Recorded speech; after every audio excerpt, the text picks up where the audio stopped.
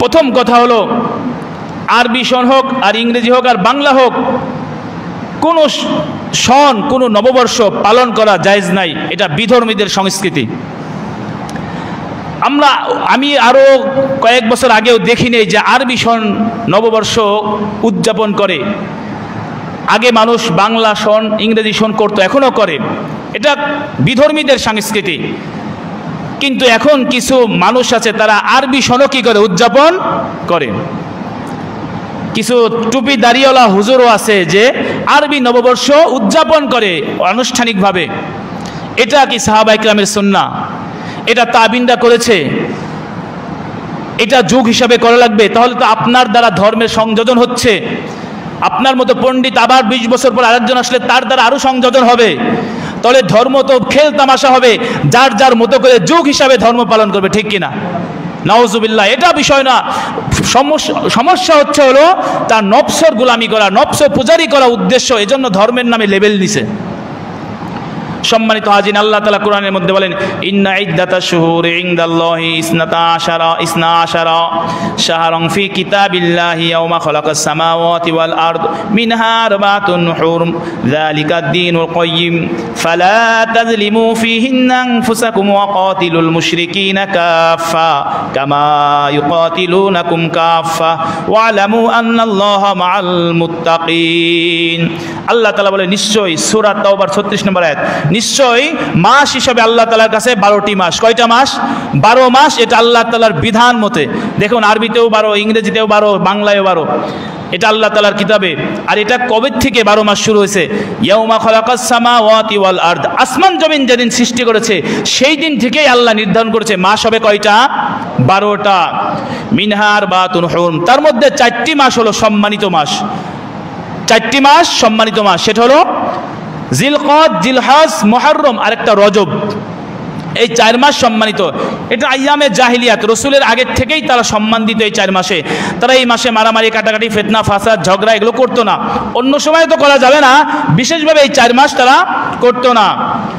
তো মুসলমানদেরও প্রথম দিকে হুকুম ছিল তারাও এই 4 মাস সম্মান দেখাবে। এই 4 মাস গুনাহ, অন্যায় এগুলো করবে না, অন্য মাসেও করবে না, তবে এই 4 মাসে বিশেষভাবে বৈশিষ্ট্য। যালিকা দ্বীনুল কাইয়্যিম, এটাই শরীয়তের বিধান, এটাই সঠিক দিন। ফালা তাযলিমু ফীহিন্না আনফুসাকুম, আর তোমরা এই 4 মাসের মধ্যে নিজেদের উপরে জুলুম করবে না, আল্লাহ তাআলা বলেন। কিন্তু যখন কাফের মুশরিকরা মুসলমানের সাথে এই 4 মাসের মধ্যেও যুদ্ধ শুরু করলো, মারামারি শুরু করলো, তখন আল্লাহ তাআলা বলল, অর্থাৎ যেমন কুকুর তেমন মুগুর দিতে হবে। আল্লাহ তাআলা বলেন, ওয়াকাতিলুল মুশরিকিনা কাফা কামা ইউকাতিলুনাকুম কাফা। এখন আর এই হুকুম জারি না, বহাল নাই। এই রজব মাসে, মুহররম সম্মানিত মাসেও যদি কোনো কাফের তোমাদের উপর আক্রমণ করে, তোমরাও তার পাল্টা জবাব দাও, তোমরাও তার পাল্টা জবাব দিবে। ওয়ালামু আন্নাল্লাহা মাআল মুত্তাকিন, নিশ্চয়ই আল্লাহ তাআলা মুত্তাকিদের সাথে আছেন। এখন আমাদের আরবি সন হিজরি মুহররম মাস দিয়ে শুরু, এটা আমরা আলোচনা করতে পারি জানার জন্য। অর্থাৎ আরবি যে 12 মাস, খুবই আফসোস আমাদের মুসলমানরা অনেকেই এই 12 মাসের নাম জানি না। আছে না নাই? 12 মাসের নাম জানি না এরকম মুসলমান অভাব নাই। অথচ ইংরেজি 12 মাস জানে, বাংলা 12 মাস জানে, অথচ আরবি 12 মাসের নাম জানে না। অথচ এটা জানা ফরজে কেফায়া। মুসলমানের যত ধর্মীয় উৎসব আছে সবগুলো এই তারিখের উপর নির্ভর করে, ঠিক কিনা?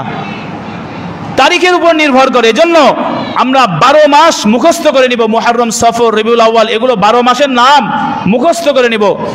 আরবিতে এই মুহররম মাস হলো প্রথম মাস, আর জিলহজ মাস হলো শেষ মাস। বল, এটা আসলো কেমনে? এটা হলো হযরত ওমর রাদিয়াল্লাহু তাআলার যুগ থেকে এই হিজরি সন চালু হয়েছে, রসুলের যুগেও ছিল না। ওই যুগে তারা তাহলে তারিখ ডেট কিভাবে নির্দিষ্ট করত? এই জন্যই তো আমাদের নবীর জন্ম তারিখ নির্দিষ্ট বলতে পারি না। পারেন কেউ? পারি না। কেন? তাদের তারিখ ডেটকে এত গুরুত্ব দিত না। তারা কিভাবে মনে রাখতো? তারা মনে রাখতো বড় কোনো ঘটনাকে সামনে রেখে। যেমন হাতির বাহিনী, অর্থাৎ সূরা ফিলের মধ্যে হাতের বাহিনী যখন আসছিল কাবা শরীফকে ভাঙার জন্য, ওটাকে লক্ষ্য করে অনেক কিছু মনে রাখতো তারা, যে হাতির ঘটনার এতদিন আগে নবীর জন্ম, হাতির ঘটনার এতদিন আগে অমুক মারা গেছে, এভাবে তারা মনে রাখতো। যেমন আমাদের সমাজেও আগেকার মুরব্বীরা মনে রাখছে যে তার এই বন্যার সময় সে জন্মগ্রহণ করছে, 88 বন্যার সময়। কত সাল, কত তারিখ, মাস বলতে পারে না। আছে না এমন? একটা বিশেষ কোনো ওয়াকিয়া ঘটনাকে সামনে রেখে ওই কাজ মনে রাখতো। ওই নবী আলাইহিস সালামের যুগেও এভাবে রাখতো। তো ওমর রাদিয়াল্লাহু তাআলার সময় এক সাহাবী তাকে পত্র লিখলেন, আমিরুল মুমিনিন, আমাদের প্রশাসনিক অনেক কাজকর্ম এলোমেলো হয়ে যাচ্ছে, তারিখ ডেট সাল নির্দিষ্ট না থাকার দরুন যদি আপনি একটা মুসলিমদের সাল গণনা হিসাব শুরু করেন তাহলে আমাদের জন্য ভালো হয়। তখনও কিন্তু ইংরেজি ছিল। তখন ওমর রাদিয়াল্লাহু তাআলা সবাইকে একত্রিত ডেকে জিজ্ঞেস করলেন, কি করা যায় বলেন? সবাই খেয়াল দিল, হ্যাঁ অবশ্যই এটা করা যায়। তবে এক একজন এক এক রকম খেয়াল দিল। কেউ বলল ইংরেজি ওই তারিখটাই ফলো করা যেতে পারে, যেহেতু তারা করে আসছে। তো ওমর রাদিয়াল্লাহু এটা পছন্দ করলেন না, যেহেতু আমরা মুসলিম জাতি, আমাদের নিজস্বতা থাকার দরকার। এক এক সাহাবী এক একটা খেয়াল দিলেন।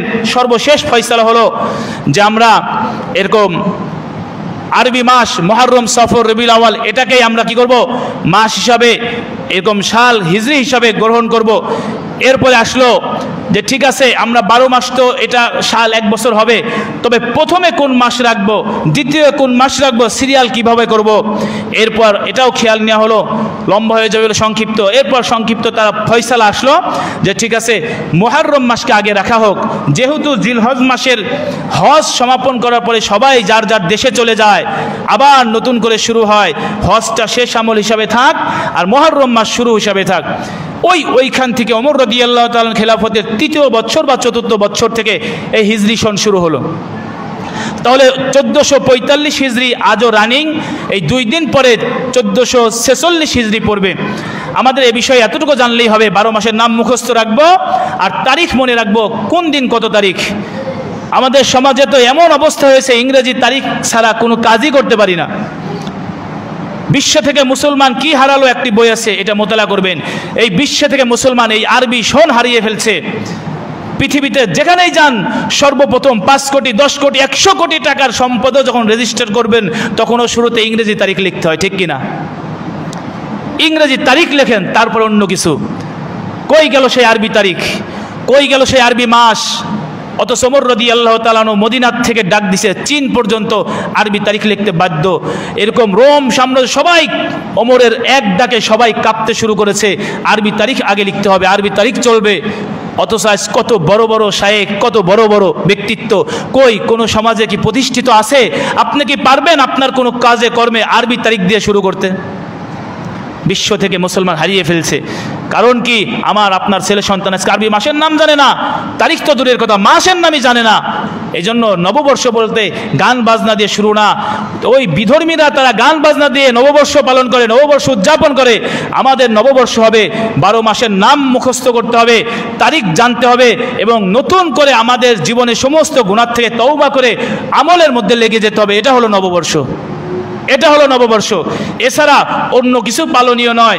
আল্লাহর নবী বলেন, তিরমিজি বুখারী শরীফের হাদিস, লাইসা মিন্না মান দারাবাল খুদুদা ওয়া শাক্কাল জুয়ুবা ওয়া দাওয়াল জাহিলিয়া। যে ব্যক্তি হাতে চলে থাপড় দেয়, চপেটাঘাত করে এবং শাক্কাল জুয়ুবা কাপড় চোপড় ছিঁড়ে ফেলে, ওয়া দাওয়াল জাহিলিয়া আর জাহিলিয়াতের মতো যারা ডাকে, এরা নবী আলাইহিস সালাম তাদের উপরে বদদুয়া দিয়েছেন। অর্থাৎ মুহররম মাসকে লক্ষ্য করে অনেকেই অনেক নিয়ম নীতি কানুন বের করছে, আছে না নাই? দেখবেন মুহররমের মাসের চাঁদ উঠে গেলেই কিছু আমল নতুন সংযোজন হচ্ছে ধর্মের মধ্যে। সম্মানিত হাজিরিন, এটা তো ইসলামের কোনো নিয়ম নীতি না। কার নিয়ম নীতি আপনি সমাজে আনলেন? আপনি বাড়িতে বাড়িতে গজল গেয়ে চাউল উঠাচ্ছেন, এটা কার নিয়ম? কে এই পদ্ধতি আপনাকে শিখালো? কে আপনাকে এই গজল গেয়ে চাল উঠানো শিখালো? কে আপনাকে এই মুহররমের আশুরা উপলক্ষে মানুষের কাছ থেকে চাল উঠিয়ে সিন্নি করবেন? এটা কোন ধর্মের নিয়ম নীতি? এটা ইসলাম ধর্মে কোনো সমর্থন নাই, কোনো সমর্থন নাই। এই জন্য আমরা সবাই আমাদের বাসায় যদি কেউ গজল গাইতে আসে চাল নিতে, আমরা না করে দিব। সম্মানের সাথে আদবের সাথে তাদের বলে দেব, আমরা এগুলো পালন করি না, তুমি অন্য বাসায় যেতে পারো। আর যদি নিজস্ব লোক হয় তাহলে তাদের বলবো, বুঝাবো, এটা ইসলাম ধর্মের কোনো নিয়ম নীতি না। 10 দিন সে গোশত খাবে না, 10 দিন সে গোসল করবে না, 10 দিন সে এক কাপড়ে ঘুরে বেড়াবে। একই ব্যাপার, এটা কি তামাশা? এটা কি ইসলাম খেলনার বস্তু? মুহররম মাসে বিবাহ নাই, মুহররম মাসে অমুক নাই তমুক নাই, এটা কি তার বাপদাদার আইন? ধর্ম কি তার বাপদাদার বানানো? সম্মানিত হাজিরিন, ধর্মের ব্যাপারে যদি কোনো কথা বলতে চান তাহলে অবশ্যই ধর্মের জ্ঞান থাকা লাগবে, ঠিক কিনা? তাহলে নাক গলানোর কোনো অধিকার নাই, কোনো অধিকার নাই কোনো সমাজের দোহাই, নেতার দোহাই, কোনো ব্যক্তির দোহাই দিয়ে ধর্মকে মানা যাবে না। সম্মানিত হাজিরিন, এটা আমি খায়ের খাই হয়ে বললাম, কারো বিরোধিতা করি নেই, বিরোধিতা করার উদ্দেশ্য না। আমরা মুহররম মাসকে যেভাবে পালন করার জন্য বলছি, আমল আখলাক বাড়াই দেন, তওবা করেন। জীবনে এই 1445 হিজরিতে কত গুনাহ করে ফেলেছি, ক্ষমা চান, তওবা করে আবার 46 হিজরি নতুন করে আমল শুরু করে দেন, আলহামদুলিল্লাহ জীবন পরিবর্তন হবে। আর যদি সেই হুজুরের গল্প কাহিনী প্রচার প্রসার শুরু করি, নিজের ব্যক্তিগত মত জাহির করার চেষ্টা করি, বড়দের দেখেছি সমাজে হয়, অমুক জায়গায় হয়, তমুকে করে, এটা বলে যদি আমভাবে আপনি ধর্মের মধ্যে সংযোজন করেন, এটা হবে আপনার সীমা লঙ্ঘনতা, এটা হবে আপনার বাড়াবাড়ি, এটা আপনি ধর্মের মধ্যে সংযোজন করার অনধিকার চর্চা করলেন। আল্লাহ তাআলা আমাদের সকলকে বুঝে আমল করার তৌফিক দান করুক। ওয়া আখিরু দাওয়ানা আলহামদুলিল্লাহি রাব্বিল আলামিন।